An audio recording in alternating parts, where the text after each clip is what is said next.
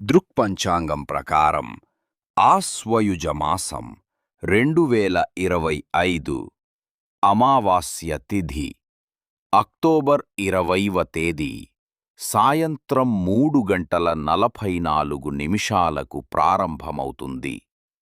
October 21వ తేదీ సాయంత్రం 5:54 ముగుస్తుంది. కాబట్టి అక్టోబర్ 20వ తేదీన సోమవారం రోజు దీపావళి పండుగ జరుపుకోవాల్సి ఉంటుంది. ఈ రోజునే లక్ష్మీ పూజ ఆచరిస్తారు.